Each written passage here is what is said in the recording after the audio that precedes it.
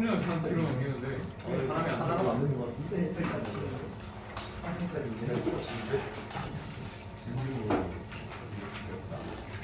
이거 줄이 있네.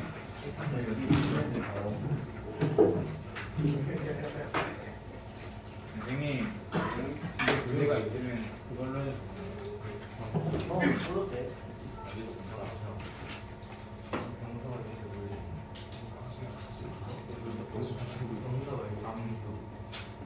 자, 부지런히 정리하실 겁니다. 부지런히.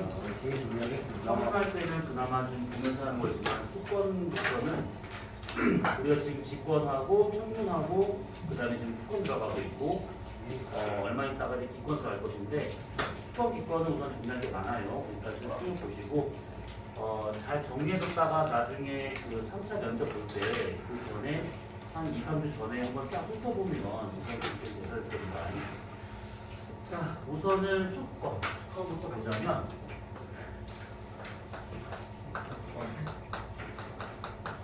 수판 수업을 되게 오랜만에 한 것 같네. 자, 우선 이 수권과 같은 경우에는 거기에 있는 것처럼 그 지구상에 있는 물을 이제 다 통칭해서 수권이라고 할 수 있는 것들인데 이 물이라고 하는 것이 기체로도 존재하고 고체로도 존재하고 액체로도 존재하고 그래서 어쨌든 간에 저런 것들이 형태는 어떻다 하든 간에 H2로 되어 있는 그 모든 것들을 다 수권이라 할 수 있는 것들이죠. 자, 거기에 보시게 되면 제일 먼저 우리가 봐야 할 것은 뭐냐면 얘들이 어떻게 분포하고 있는가를 먼저 잠깐 따져보자면 이런 것들입니다. 우리가 좀 수권에 대한 얘기를 하긴 할 건데 그 수권에 연결된 것들은 다 얘기할 거니까 같이 좀 잘 보시면 돼. 자, 우선은 가장 많은 것은 당연히 바다에 제일 많을 겁니다. 그 다음에 이 바다 외에 있는 것들, 그러니까 육지에 있는 물들을 다 통칭해서 육수라고 하고 있는 것들이지. 그 다음에 대기 중에 있는 수증기. 자, 우선 이런 식으로 크게 나타나고 있더라라고 볼 수가 있는 것들인데 우선 이 해양에 대한 것은 요 파트에서는 막 할 건 아니고 이게 끝나고 나면 바로 지하수 끝나고 그 다음에 좀 더 자세히 볼 거니까 얘는 우선 그냥 이렇게 넘어가셔도 될 것 같고 여기서 육수를 조금 볼 필요가 있습니다. 육수. 자, 우선은 육지에서 가장 많이 있는 것은 얼어있는 상태로 제일 많이 있다는 얘기지. 그 다음이 눈에 보이지 않지만 땅속에 스며들어 있는 지하수 상태. 그 다음이 눈에 보이는 강과 호수. 라고 이렇게 순서상에 볼 수가 있는데 여기서 강이나 호수와 같은 것들도 사실 지하수가 드러난 거기 때문에 요거의 양이 훨씬 더 많더라라고 볼 수가 있는 겁니다. 특히 여기서 이 빙하라고 하는 것은 조금 더 보자면 양쪽 극지방이 제일 많이 있는 것들이지. 극지방에 가장 많이 있는 것들이고 그 다음에 고산지대와 같은 경우에도 많이 있는 것들이고 극지방이나 고산지대가 아니더라도 이제 대륙 중앙에 이런 것들이 빙하 형태로 존재하고 있을 때를 대륙빙하 이렇게 얘기하고 있습니다. 자, 우선 이 극지방과 같은 경우에서는 크게 본다면 당연히 남극과 북극이라고 할 수 있는 것들인데 남극하고 북극하고의 가장 큰 차이점이다라고 한다 치면 남극은 바다 위에 떠 있는 얼음들이지. 그래서 남극 해 위에 있는 얼음들일 것이고 미안 반대가 되겠지. 반대. H가 뭐야?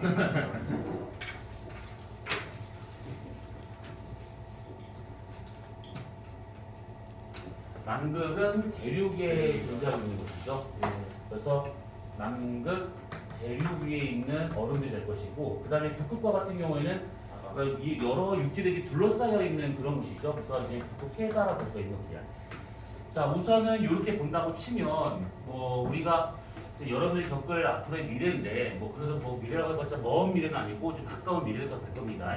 짧으면 5년, 길어봤자 한 10년밖에 안 될 것인데 아무튼 이게 지구가 더워짐을 해가지고 여기 있는 이런 것들이 다 녹기 시작해요. 그러면 융빙, 지금 얼음이 녹는 거 말하는 거지. 그랬을 때 이 남극 대륙에 있는 얼음이 녹을 때랑 북극에 있는 얼음이 녹을 때랑 누가 더 해수면 상승에 크게 기여하는가 라고 친다고 하면 얘가 훨씬 더 많은 영향을 미칠 수밖에 없다. 이렇게 보시면 돼요. 왜 그러냐면 이 북극에 떠 있는 얼음과 같은 경우는 이미 얘가 떠 있는 상태이기 때문에 얼음이 녹는다 한들 해수면 상승으로 이어지진 않는데, 남극 대륙과 같은 경우는 대륙 위에 물 밖에 있는 얼음이다 보니까 그놈이 녹아서 그대로 다 들어간다 치면 얘네들은 해수량을 증가시키는 역할을 할 수밖에 없지. 그래서 해수면이 자연스럽게 올라갈 수밖에 없습니다. 이건 기후 변화 때 좀 더 보기로 하고, 자, 그 다음에 고산지대와 같은 경우에서는 뭐 대표적인 것이 뭐 알프스라든지 이렇게 높은 산맥들, 뭐 이런 데에 있는 그런 얼음이라고 보시면 될 것 같고, 이런 것들이 결국 이제 빙하와 같은 형태로 흘러내리면서 여러 지형들을 만들 수 있는 것들이지. 이거 우리 거의 천문하기 바로 전에 직권에 대한 얘기를 하면서 저희 해줬습니다. 이제 얼음이 흘러내려간다. 그러면 U자국도 만들게 되는 것이고, 폰이라든지 뭐 이런 지형들을 이제 만들 수 있는 것이지. 근데 그런 이름을 몰라도 되고요. 그 다음에 대륙 빙하와 같은 경우는 대표적인 것이 그린란드가 되고 있는데, 이 그린란드와 같은 경우는 우리랑 아주 멀리 있으니까 별 상관이 없는 그런 땅을 생각할 수 있을 것인데, 그린란드에서 수온이 떨어짐에 따라 가지고 바닷물의 밀도가 커지게 되면 밑으로 가라앉는 침강류가 발생하게 돼요. 이 침강류가 심층순환을 일으키는 원동력이 되고 있는 것인데, 이 심층순환이 나타나게 되면 지구 저위도에서 받는 태양복사 에너지를 양쪽 극지방으로 많이 보내주는 단일 방법으로는 가장 많은 열을 수송하고 있는 그런 해류가 되고 있는 것인데, 이것이 이제 지구가 더워짐에 따라 가지고 여기에 있는 빙하가 녹는다거나 아니면 여기에 온도가 올라간다거나 그런다면 이 침강이 약해지면서 심층순환이 끊어지기 시작합니다. 그러면 열적순환이 나타나지 않기 때문에 지구는 위도별로 온도차가 크게 벌어질 수 있는 그런 상황이 될 수 있다는 얘기지. 근데 어쨌든 간에 요거든 간에 요거나 요거와 같은 것들은 나중에 우리가 지구 온난화를 하면서 요 얘기를 조금 더 자세히 볼 거니까 그냥 우선 그런가 보다 하고 생각하시면 돼요. 자, 그 다음에 지하수는 지금 보니까 뒤에 따로 파트가 있습니다. 그래서 지하수는 이따 다시 한번 보기로 하고, 그 다음에 강이나 호수와 같은 것들은 지하수가 드러나고 있는 물 웅덩이라든지 아니면 흘러가는 형태이기 때문에 이걸 그냥 이것도 지하수를 보면서 같이 얘기를 합시다. 자, 그 다음에 이 수증기와 같은 경우에는 이게 지구 전체로 본다면 0.001% 정도밖에 없는데도 불구하고 이것 때문에 지구에 되게 많은 일들이 벌어지고 있는 것들이지. 뭐 기상현상부터 시작을 해가지고 어떤 기압차라든지 아니면 연료차라든지 이런 거에 영향을 다 주고 있는 것들입니다. 근데 특히 여기서 우리가 봐줄 것은 뭐냐면, 나중에 우리가 뒷권 때 설명하겠지만 수증기와 같은 이런 무거운 분자인 얘네와 같은 경우는 주로 지면과 붙어있는 대륙권에 얘가 다 분포한다라고 봐야겠지. 그 위에는 성층권이라든지 이런 데서는 이런 것이 없습니다. 아예 없죠. 자, 우선 이런 식으로 해가지고 수권이라고 하는 것은 저렇게 분포하고 있다라고 보시면 돼요. 자, 그래서 거기 지금 144페이지 프린트물 첫 페이지를 보시게 되면 수권에 대한 얘기가 쭉 나온 것이 있는데, 요거는 우선 그냥 이런가 보다 하고 봐주시고, 자, 넘어가서 145페이지를 보시게 되면 거기에 뭐 숫자와 함께 이용 나오는데 그냥 읽어보시면 될 것 같습니다. 지하수만 살짝 정리하도록 합시다.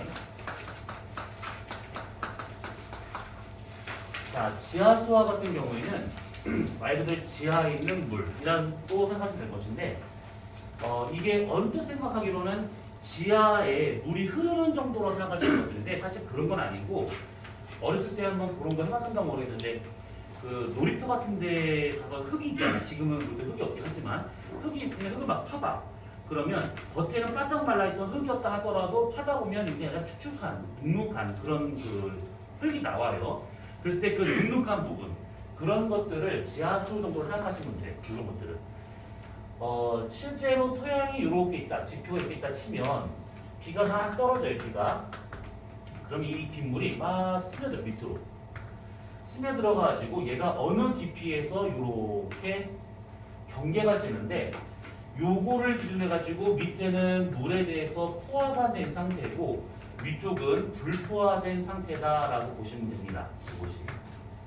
빗물이 스며들어 결국 이런 식으로 층이 구분되고 있는 것들인데, 그때 요거를 뭐라고 그러냐면 지하수면이라고 말하고 있는 것들이지. 자, 지하수면이 이렇게 있습니다. 그러면 보통은 지금 그런 걸 쓰는 거를 나도 본 지가 되게 오래됐는데 아마 뭐 여러분 본 적이 없을 것 같아. 우물 같은 거 들어갔죠, 우물. 그런 것들 같은 경우는 보통은 여기를 이렇게 깊게 파가지고 지하 수면 아래까지 판 다음에 여기를 이렇게 나와있던 요 지하수가 이렇게 스며들어가지고 이렇게 해가지고 여기 이렇게 물이 차 있는 상태다라고 볼 수가 있는 것들이지. 자, 이런 지하수는 이제 이런 형태인데 우리는 이걸 보려고 하는 것이 아니고 아까 말한 것처럼 강이나 호수 같은 것들을 생각해봐야 되는데 특히 강에 대한 것을 한번 보자면 이렇게 되어 있습니다. 만약에 땅이 이렇게 되어 있었대. 만약에 이렇게 가지고 강물이 이렇게 흘렀습니다. 자, 그러면 이렇게 되어 있는 지역에서의 지하수는 어떤 모양이냐면 여기 있는 이 강의 수위를 그대로 연장한 요만큼이 이게 지하수가 되고 이렇게. 그래서 물이 이렇게 빠져나와 가지고 여기에 강의 형태로 이렇게 흐르고 있더라라고 볼 수가 있는 것들이지. 만약에 비가 온대. 그러면 비가 막 이렇게 떨어져요. 그러면 이 빗물이 이렇게 가서 강물의 양을 증가시키는 것도 물론 있긴 하겠지만 그보다는 강물이 올라가는 현상은 직접적으로 물을 공급한다기보다는 지하 수면이 이렇게 올라간다 이런 식으로. 지하 수면이 이렇게 올라가잖아요. 그러면 그때 여기까지가 강물 수위가 되더라가 되는 것이지. 스며들어서 밑으로 더 이상 들어갈 수 없기 때문에 이 물이 점점 위로 퇴적이 된다라고 생각하시면 돼요. 그래서 이렇게 지하 수면이 올라간다 이렇게. 그러면 만약에 나중에 비가 그쳤어. 비가 그치고 난 다음에는 얘가 지하수가 이게 그 수면이 떨어지지 않는 이상 강물 수위가 떨어지지 않고 있는 것들이야. 그러니까 비가 그치자마자 바로 강물이 훅 떨어진 것이 아니고 어느 정도 좀 시간을 두고 이 강물 수위가 떨어지는 것은 주변에 있는 지하 수위가 떨어져 줘야지만 강물 수위가 떨어지는 거라서 약간의 시간차가 좀 존재할 수 있습니다. 이런 것들을 보통 이런 지하 수문학에서는 지연 시간이라고 말하고 있긴 하는데 뭐 그런 것까지 몰라도 되고 어쨌든 간에 비가 오자마자 강물이 확 오르지 않고 비가 그치자마자 강물이 확 떨어지지 않는 이유는 이제 이런 지하수의 수면, 이 지하 수위의 높낮이 때문에 나타난다라고 생각하시면 되는 겁니다. 자, 얘 같은 경우는 그냥 우리가 개론적인 거니까 그냥 그런가 보다 하고 봐주시면 돼요. 나중에 저거 같은 경우는 그냥 나중에 자, 그러면 우리는 요거 말고 146페이지 여기서부터를 차분하게 보셔야 됩니다. 여기서 자, 거기를 보시게 되면 해수의 특징이라 나온 것이는데 지금 여기에는 중등 과정이다 보니까 수온하고 염분만 좀 덜렁 나온 상태예요. 근데 이것만 말고 우리가 용존 기체하고 그 다음에 해수 밀도까지 해서 4가지를 얘기하게 될 것들이야. 자, 우선 수온부터. 자, 바닷물의 온도는 딱 하나 태양복사 에너지에서 결정됩니다. 태양복사 에너지에 의해서 결정이 되는데 그때 이 태양복사 에너지와 같은 경우는 그냥 들어오는 양을 말하는 것이 아니고 어느 지역에서 받게 되는 태양의 고도와 상관이 있다라고 생각하시면 돼요. 자, 고도가 높다라고 하는 것은 이렇게 만약에 땅바닥이 있다. 그러면 태양빛이 이렇게 비춘다 라고 쳤을 때 그때 태양빛과 지면이 이루는 요만큼의 값을 태양의 고도라고 할 수가 있는 것들이지. 자, 하루 중 태양이 가장 높은 고도 남중고도 할 수 있는 거죠. 남중고도. 자, 남중고도 H는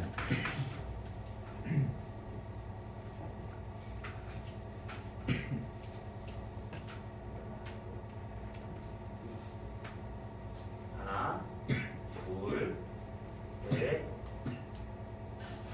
넷. H는 저요? 네, 너요.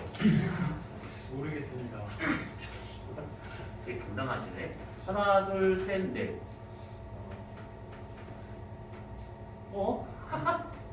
깜찍 달라는 새끼들 봐라.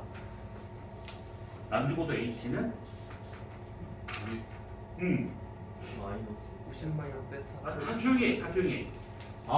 생각났다. 90마이너스 세타 풀만 시간 중 다 떠먹으셨잖아. 90 마이너스 세타 플러스 풀만 아니네. 플러스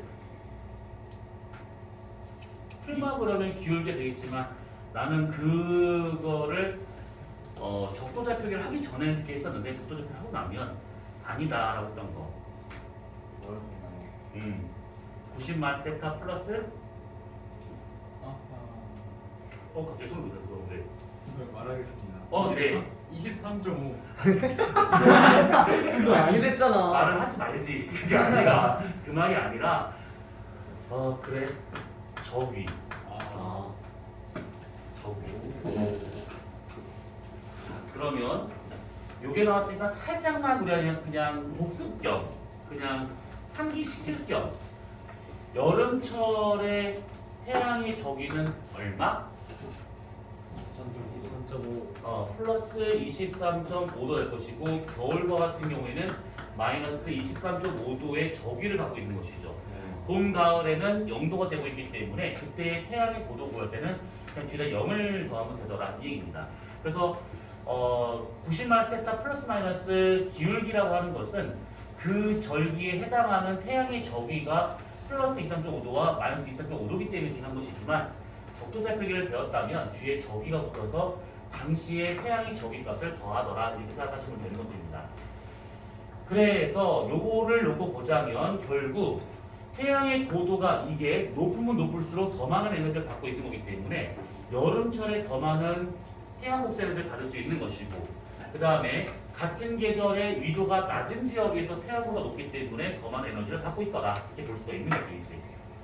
자 어쨌든 이렇게 되고 있습니다. 그래서 얘가 이런 식으로 태양 고도에 의해서 결정되고 있다는 얘기인데 거기를 보시게 되면 안 나왔어.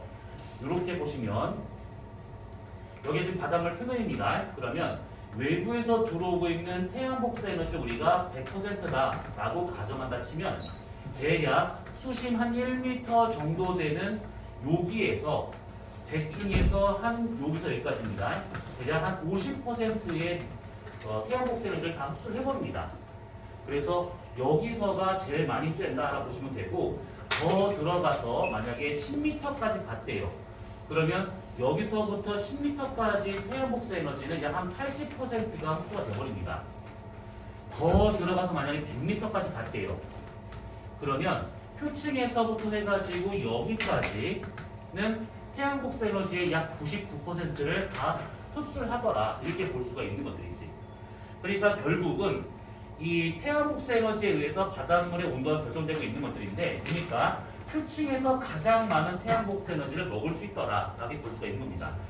여기서 지금 써있는 숫자와 같은 것들은 그냥 일반적인 것이 그렇다는 얘기지 절대값은 아닙니다. 왜 그러냐면 여기 있는 이 바다가 투명도가 어떠냐에 따라 달라지게 돼요. 만약에 동해와 같은 경우 또는 먼 바다와 같은 경우는 바닷물이 깨끗하기 때문에 태양빛이 쭉 들어가. 그래서 이런 잘 할 수 있습니다. 그런데 좀만 나가면 여기 서해 있잖아. 서해는 똥물이잖아. 거기는 뭐 난리도 아니죠. 진짜 거짓말 안 하고 이런 진흙탕 물이 아니라 정말 똥물입니다. 거기는 잘못 들어가면 진짜 핑덩 물 수도 있는데 그런 데와 같은 경우는 얘네들 투명도가 이게 뭐 10m 고사하고 1m 앞도 잘 안 보입니다. 그러면 태양 복사 에너지는 1m 내에서 거의 다 흡수되더라 이렇게 볼 수가 있는 것이지. 그래서 여기서 말하고 있는 얘네와 같은 경우는 결국 바닷물의 투명도에 의해서 결정되더라가 되고 있는 겁니다. 투명할수록 저런 식으로 나타난다 라는 뜻이고 만약에 불투명하다 그러면 이 정도 두께까지는 아니더라도 되게 얇은 층에서 다 먹어버린다 이렇게 생각하시면 돼요. 자 그래서 이거를 토대로 해가지고 그래프를 그려보자면 수온과 그 다음에 이렇게 그어서 수심이라고 본다 치면 이거 내신의 책 때문에 아마 기억이 나실 거야. 들어갈수록 수온 변화가 어떻게 생기는가를 봤더니 처음에는 얘네들이 이렇게 일정한 구간이 쭉 나오다가 이것이 이렇게 떨어졌다가 다시 일정한 구간이 나옵니다. 그래서 깊이에 따른 수온 변화를 갖고 각각 여기 있는 요 층을 혼합층, 여기 있는 층을 수온 약층, 맨 밑에 있는 6층을 심해층이라고 이렇게 이름을 붙이고 있는 것들이죠. 자, 그럼 이제 이 층에 대한 거 하나하나 보도록 합시다. 자, 첫 번째 수온 약 혼합층. 혼합층과 같은 경우에는 우선 대략적인 내용은 거진 교재 나왔으니까 그걸 보시면 될 것 같고, 혼합층은 우선은 수온이 일정합니다. 왜? 바람이 불기 때문에 그 바람 때문에 물이 이렇게 섞여가지고 따뜻한 물과 찬물이 섞이다 보니까 수온이 일정하더라 이렇게 볼 수가 있는 것들이지. 근데 여기서 우리가 생각을 해볼 것은 뭐냐면 이 혼합층의 두께에 대한 거를 요거를 잘 기억을 해주시면 되는데, 두께와 같은 경우는 결국 이 바닷물 표면에서 불고 있는 바람 세기, 풍속이 얼마냐에 따라서 요 놈이 결정되게 됩니다. 자, 그러면 우리가 풍속만 놓고 보자면 중위도 지역에서의 부는 바람, 편서풍하고 그 다음에 저위도에서 불고 있는 바람, 무역풍하고 서로 비교하자면 풍속은 누가 더 강할까? 현서풍. 편서풍이 더 강해요. 이거는 왜 이렇게 생각을 해야 되는 거냐면 여기 있어요. 지구가 이렇게 있습니다. 지구 적도가 있어요. 여기 북, 남이라치 나오면 여기가 서, 동이 돼야겠지. 지구 자전 방향은 서에서 동 방향 이렇게. 지구가 이렇게 서에서 동으로 자전하고 있기 때문에 우리가 만약에 동풍 계열의 바람을 느낀다라고 한다 치면 동풍과 같은 바람이 대기가 가만히 있잖아요. 그러면 지구가 이렇게 자전하고 있기 때문에 그 바람이 공기가 가만히 따더라도 우리 그것을 동풍 계열의 바람을 느낄 수 있다는 거야. 이게 무슨 말이냐면 바람이 한정 없는 날, 진짜 막 미치게 더운 날, 그날 자전거를 탔어. 막 타. 그러면 내가 막 시속 막 80km 막 갔어 이렇게 막. 그러면 바람이 내 얼굴 막 치겠지. 그 공기는 가만히 있는데 자전거가 일로 가기 때문에 내가 느끼는 바람은 이렇게 느끼는 겁니다. 그래서 대기는 가만히 있는데 지구가 이쪽으로 간다고 친다고 그러면 우리는 반대로 이렇게 부는 동풍 계열의 바람을 느낄 수 있다는 얘기지. 그래서 지구에서의 동풍이다라고 하는 것은 기본적으로 자전 속도하고 대기의 움직임, 대기 속도하고 비교했을 때 자전 속도가 크면 클수록 또는 대기가 움직이지 않거나 조금만 움직인다. 그러면 우선 이것을 동풍을 느껴요. 동풍으로. 그런데 반대로 내가 똑같은 속력으로 자전거를 막 타고 가고 있는데 뒤통수 바람이 막 오고 있대. 그러면 적어도 나보다 바람이 더 세게 불어야 내가 뒤통수 바람을 느낄 수 있는 것처럼 우리가 서풍을 느낀다라고 하는 것은 지구가 자전하는 속도보다 대기가 훨씬 더 빠르게 움직여줘야지만 우리는 서풍을 느낄 수 있는 겁니다.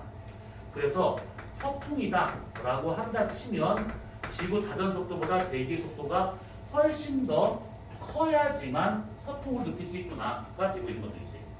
자, 그러면 동풍과 서풍이라고 했을 때 지구에서는 동풍 계열이면 무역풍이라든지 극지방에서의 극동풍이라든지 이런 거에 의해서 볼 수 있는 것들이고, 서풍이라게 되면 여기 쓰는 것처럼 편서풍, 중위도의 편서풍일 때 나타날 수 있는 바람입니다. 이것은 대기 대순환과 상관이 있는 것인데 간접순환에 있는 지역이다 보니까, 그러니까 헤들리 순환, 페렐 순환, 극순환이 있잖아요. 근데 그 중에 헤들리 순환은 직접순환이고 가운데 찡겨있는 페렐 순환만 이거 간접순환이죠. 간접순환 영역에 있다 보니까 대기 운동량이 훨씬 더 크더라라고 볼 수가 있는 겁니다. 그래서 중위도와 저위도의 편서풍과 무역풍의 세기를 비교한다. 그러면 편서풍이 훨씬 더 강해요. 그래서 중위도에서의 혼합성 두께가 더 두껍구나 이렇게 볼 수가 있는 거죠. 자, 그 다음에 두 번째와 같은 경우 우리나라로 친다고 하면 여름철에 불고 있는 남동 계절풍하고 그 다음에 겨울철에 불고 있는 북서 계절풍이 있습니다. 어떤 바람이 더 셀까? 겨울이 훨씬 더 바람이 세죠, 이거. 자, 얘와 같은 경우에는 신나네, 뭐야.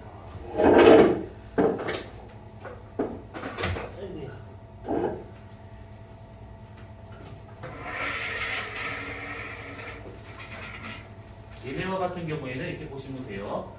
여름철에 불고 있는 남동 계절풍은 북태평양 고기압에 의해서 나타나고 있는 것들이죠. 겨울철에 북서 계절풍과 같은 경우에는 시베리아 고기압에 의해서 나타나고 있는 것들입니다. 자, 북태평양 고기압과 시베리아 고기압 누가 더 건조할까? 시베리아지. 얘는 해양성 고기압이고 얘는 대륙성 고기압입니다. 자, 해양성과 대륙성이다라고 하는 것은 이름을 딱 보면 알다시피 바다에서 만들어진 고기압과 육지에서 만들어진 고기압이야. 그래서 얘가 건조하고 얘가 더 습합니다. 자, 그러면 여기서 바람이 왜 겨울에 더 세냐라고 친다고 하면 이렇게 보세요. 그 대기에 있는 기체들의 구성비는 다 똑같아. 시간, 장소, 높이, 이런 뭐 계절, 온도 상관없이 다 똑같습니다. 질소, 산소, 아르곤, 이산탄소의 비율이 달라지지가 않아. 내가 여기서 지금 우리가 막 수업을 하면서 숨을 쉬고 있는데 문 열고 나갔더니 숨이 안 쉬어져. 이런 경우는 없다는 얘기지. 여기서 숨이 쉬어지면 밖에 나가 숨 쉬어질 수 있는 것이고 지하 들어가도 숨이 쉬어져. 왜? 똑같은 비율이니까. 그런데 그것들을 제외하고 대기 중에 있는 것은 저 끝에 있는 것처럼 수증기가 존재합니다. 수증기가. 이 수증기가 많냐 적냐에 따라서 대기 비열이 달라지게 돼. 그러니까 열 용량이 달라지게 되는 겁니다.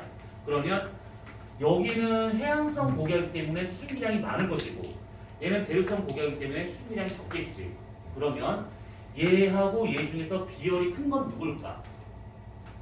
비열. 북태평양 고기압이 훨씬 더 큽니다. 수증기가 많이 갖고 있으니까.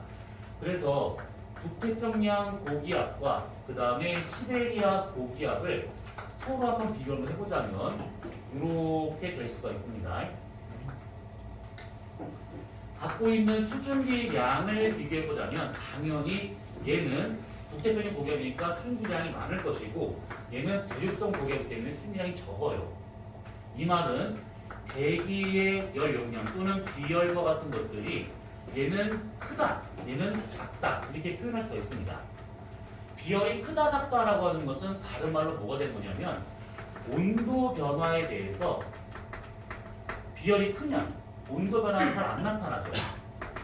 근데 비열이 작은 시베리아 고기압은 온도 변화가 커요.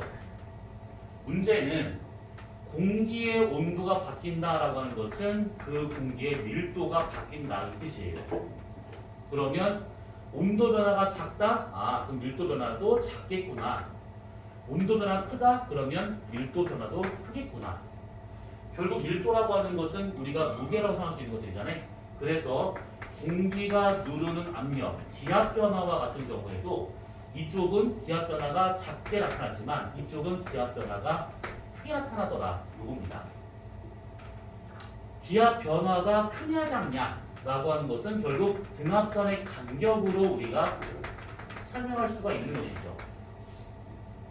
기압 변화가 작아요. 여기서부터 여기까지의 기압이 별 차이가 없대. 그럼 등압선 간격이 넓게 나타난다 라고 볼 수 있는 것이고 얘 같은 경우에는 여기서 여기까지의 이 거리에 해당하는 기압차가 아주 커. 그러면 여러 개의 등압선이 들어갈 수 있다는 얘기죠. 등압선 간격이 좁아진다 이 뜻입니다. 그래서 바람의 세기, 풍속을 비교해보자면 등압선 간격이 넓을 때가 느리게 가는 것이고 좁을 때가 빠르게 바람이 불더라라는 얘기죠.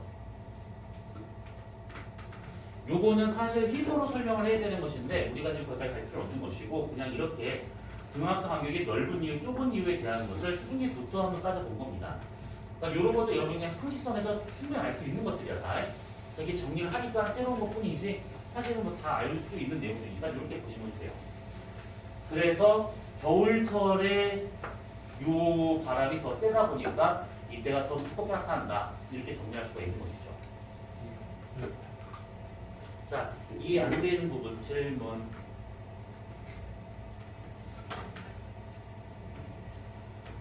아, 새벽에 추워 뒤지어내면 그냥 낮에 너무 더워 뒤지어내. 이런 나라가 있어. 질문이 없다고? 진짜 질문이 없다고? 이러면 되게 서운한데? 질문 쥐어짜지 말고 괜찮은 얘기해봐 뭔데? 아, 이해가 잘 안 됐어요. 어떤 놈이요? 아직 온도 변화에서 온도 변화 밀도 기압 쪽이 잘 못 들었습니다. 아, 요거. 우선은 수증기량이 많다. 요쪽을 잠깐 빼고 요거만 쭉 봅시다. 수증기량이 많다는 것은 그만큼 비열이 크기 때문에 기본적으로 온도가 잘 안 바뀌어요, 이것이. 이거는 소등과학이잖아, 그렇지? 자, 온도 변화가 잘 안 생긴다라고 하는 것은 이 변화를 잠깐 빼고 이 대기와 같은 것들은 온도 때문에 대기의 밀도가 바뀌고 밀도 때문에 기압이 바뀐다라는 걸 이렇게 순차적으로 알고 있으면 돼. 그러니까 온도가 만약에 여기서 여기까지 온도가 거의 비슷해. 그러면 여기서 여기까지 공기 밀도 거의 다 비슷해. 큰 차이가 없습니다. 그러면 누르는 힘이 똑같이 무겁거나 똑같이 가볍거나 하겠지. 큰 차이 없이. 그래서 온도 변화가 작다 보니까 밀도나 기압 변화가 작게 나타난다. 이 얘기입니다. 만약에 이렇게 신경이 적어서 기압이 작잖아? 그럼 여기서부터 여기까지의 온도가 여기 되게 크고 얘는 되게 차가울 수 있다는 거야. 온도 차이가 되게 크게 벌어집니다. 온도 차가 크게 벌어진다는 것은 그만큼 밀도 차가 크게 벌어지기 때문에 누르는 힘이 여기는 크고 여기는 작을 수 있다는 얘기지. 그러면 이 간격에 대해서 여기에 그 기압 차가 크게 벌어질 수 있다는 거. 그러면 그거에 해당하는 만큼 그만큼 간격으로 표시할 수 있기 때문에 풍속의 길이가 더하다가 표시된다 뜻입니다. 등압선 간격은 뭘 알 수 있어요? 등압선 간격이라고 하는 것 자체가 이거야. 만약에 여기서부터 여기 두 지점까지 이 거리가 만약에 10km라고 가정해 보는 이렇게. 그러면 이 간격 내에 등압선이 이렇게 뜨문뜨문 있는 경우도 있을 것이고, 아니면 등압선이 되게 좀 조그맣게 이렇게 있는 경우도 있을 거예요. 이렇게. 그럼 이때 우리가 파란색 요놈을 1000헥토파스칼이라 친다 그러면 얘는 지금 996헥토파스칼이야. 그러면 얘 같은 경우는 지금 1004헥토파스칼, 여기는 992헥토파스칼. 여기서 여기까지의 지금 등압선 간격이 12헥토파스칼밖에 안 돼. 기압 차가. 근데 만약에 얘처럼 아주 촘촘하게 있대.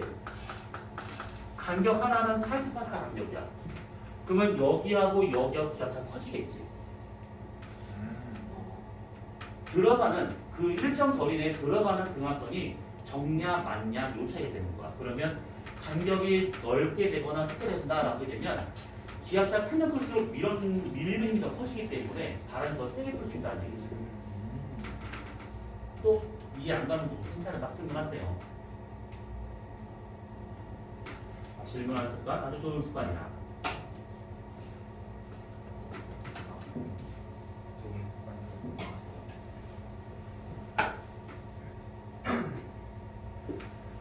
자, 그래서 이 혼합층의 두께라고 하는 것은 저렇게 위도별로, 우리나라 계절별로 이렇게 나눠서 보면 되더라라는 겁니다. 자, 그 다음에 수온 약층이라고 하는 것이 있는데 여기서 약이라고 하는 것은 약하다는 뜻이 아니고 도약한다 생각하시면 돼요. 그러니까 수온이 아주 크게 도약하듯이 바뀌는 층이라고 생각하시면 되는데 다 남자지? 안타깝다 진짜. 너무 안타깝다. 이게 남들만 모여있으면 꼭 해주고 싶은 말이 하나 있는데 조만간 편지 받을 거잖아요. 뭐 중3이니까 뭐 아직 멀은 것 같아요. 멀긴 한 4년 뒤면 받을 거예요. 나라에서 편지에게 날라올 거야. 해외 편지 아닙니다. 나라에서 어떤 게 고백 편지. 이렇게 뭐지 그 뭐냐 국방부 마크가 달려 있는 고백 편지. 그런 편지가 올 거예요. 근데 그 편지에 쓰여 있는 날짜, 시간, 장소로 가시면 돼요. 그러면 요즘 1년 반이잖아. 1년 반 동안 감금 생활 하는데 나라에서 먹여주고 입혀주고 재워주고 돈까지 주고 뭐 다 될 겁니다. 근데 갑자기 이 얘기 왜 하냐면 여기 계신 분들이 곧 가시면 야산에서 어떤 미친놈이 소리를 지를 거예요. 왜 소리 지르요? 그러니까 나를 이제 군대장이야. 아. 소리를 질러. 그래서 약진 앞으로 이럴 거야. 그건 뭐냐면 약진 앞으로라는 것은 도약하듯이 앞으로 뛰어가라는 뜻이거든. 그러니까 돌격 앞으로 뭐 이런 뜻이야. 네. 그 야산에서 막 뛰어다녀야 돼. 총 들고 막 무거운 헬멧 쓰고 막 더운 그 전투복 입고 막 별로 지금 체감이 안 되지. 나중에 당해봐. 나중에 당하면 진짜 토 나올 거야. 근데 아무튼 야사에서 그렇게 소리를 지르는 그 사람이 약진 앞으로라고 하게 되는데 아무튼 그 약이 뛰듯이 앞으로 도약하듯이 뛰어나가라 이런 뜻입니다. 그거예요. 아 공익가요? 아 근데 공익보다 차라리 편이 낫지. 자존심 있지. 자존심을 떠나서 되게 힘들대. 그 복불복이긴 하지만 동사무소나 이런데 주민센터 배정 받는 건 판장한데. 선생님 공부 안 했어요? 안 했어요? 내가 안 갔다고? 저런 줄 알고 썼잖아. 내가 안 갔다. 어디서 공익 따위를 안. 그래도 나는 편하게 했지. 편하게 했죠. 왜요? 의학병이니까, 의무병이니까. 좋으셨대. 나는 과가 이건데 의무병이야. 그러면 얘기했었잖아. 나 그 예전에 주사 갔다고 막 이렇게. 아니. 훈련 받으면서 이거 나는 이거거든. 과가 주사기는 내가 맞아본 적이 없거든. 내가 뭐 만져볼 일도 없잖아. 지구가 근데 지구가 몰라. 뽑혀서 갔어. 그렇게 뭐 무슨 병원이래. 병원? 그 무슨 병원일까? 했는데 병원이야. 진짜 커. 그러니까 어느 정도 말하다 그래야 돼? 서울대. 서울대병원 내가 안 가도 모르겠고 인하대병원 가봤니? 네. 서울대병원. 인하대병원보다 조금 더 커. 많이 크네. 되게 커. 군병원인데 많이 커. 근데 거기서 의무병을 하래. 나 아는 게 없거든. 그쪽으로 전혀 아는 게 없어. 그래서 교육 받으면서 주사 놔라. 또 주사 놔보기도 하고 군대 한번 가봐. 군대 가봐보고 막. 그랬어. 그렇지. 훈련보다는 확실히 쉽지. 근데 니네는 그런 유행 바라지 마. 너네 분명히 약질 안 할 거야. 해병대 갈 거예요. 나만 아니면 되지 뭐. 해병대 갈 거예요. 해병대 가려고? 네. 거긴 더 하지 않을까? 그래, 더 할 거야. 거기는 더 할 거야. 약신 앞으로 가봐야지 할 수도 있고. 자, 도전 됐고, 빨리 하자. 그래서 이렇게 혼합층이라고 하는 것은 바람 세기가 어떠냐에 따라서 저렇게 두께가 달라지더라라고 생각하시면 돼요. 그 다음에 수온 약층과 같은 경우는 이해가 가는구나. 그러니까 이 수온이 수심에 따라서 급변하는 층이기 때문에 여기와 같은 경우는 다른 건 다 집어치우고 이 위쪽이 여기가 지금 따뜻한 물이기 때문에 가벼운 물이 되고 있는 중이고 밑에와 같은 경우는 찬물, 무거운 물로 되어 있다 보니까 가벼운 게 위에, 무거운 게 밑에 섞일 이유가 없다는 얘기지. 그래서 아주 안정적으로 있는 그런 바다 층이구나 이렇게 생각하시면 될 겁니다.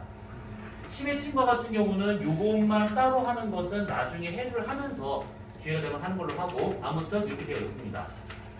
자, 그러면 혼합층에 대한 얘기 이렇게 볼 수 있을 것이고 자, 그 다음에 요거는 두 번째 위도별 수온 분포에 대한 거를 잠깐 보자면 여기에는 좀 안 나왔구나. 자, 뭐냐면 저위도, 중위도, 고위도 세 지역만 놓고 볼 겁니다. 자, 여기가 좀 수온입니다. 그 다음에 이쪽이 소심이 되고 있어요. 이렇게. 자, 우선은 빨간색은 저위도. 저위도다 보니까 표층의 온도가 제일 높아야 돼. 여기서 시작합니다. 그 다음에 중위도. 얘보다 온도가 낮아야겠죠. 여기. 그 다음에 고위도. 완전 추운 지역. 여기쯤이다라고 볼 겁니다. 자, 이렇게 세 지역에서 먼저 저위도와 같은 경우는 우리가 방금 얘기했다시피 바람이 세게 안 붑니다. 혼합층이 얇아요. 대신에 얘가 얇은 거 대신에 요곳이 두툼합니다. 여기가. 그래서 대략 우리가 심해층이 여기다라고 가정을 하면 사실 이거 지역마다 다릅니다. 다른데 그냥 보기 편하게 여기다 그린 거예요. 여기가. 그러면 대체로 어떻게 나타나냐? 여기서는 혼합층이 얇고 쑥 떠있는 게 중위도와 같은 경우는 바람이 세게 불어요. 그래서 혼합층이 두껍게 나타나게 되는 것이고 대신에 수원이지 않습니다. 이렇게. 고위도는 여기나 여기나 별 온도 차이가 없습니다. 거의 비슷해요. 여기에서 봐야 될 것은 뭐냐면 혼합층의 두께와 그에 따른 수온층의 두께 정도만 봐두시면 되는 것이고 이거를 그린 이유는 다른 지역보다는 우리가 고위도에 대한 얘기를 좀 하려고 좀 그린 겁니다.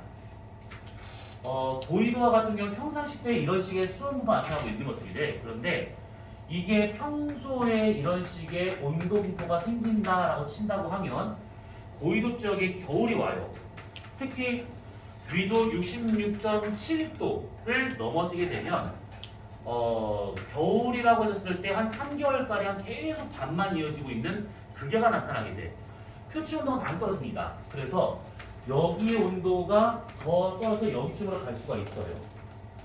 고위도의 겨울이 되면. 표층의 온도는 많이 떨어지지만 밑에 있는 온도는 별 반응이 없습니다. 왜냐하면 태양광 에너지를 어차피 못 받으니까.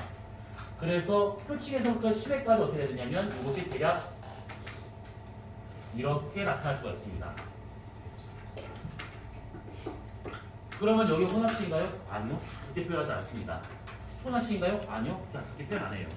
여기 같은 경우에는 그냥 평소보다는 뭔가 다른 형태로 가고 있구나 라고 생각하시면 되는 겁니다. 그러면 지금 표층의 물의 온도가 낮고 밑에 물의 온도가 오히려 높아.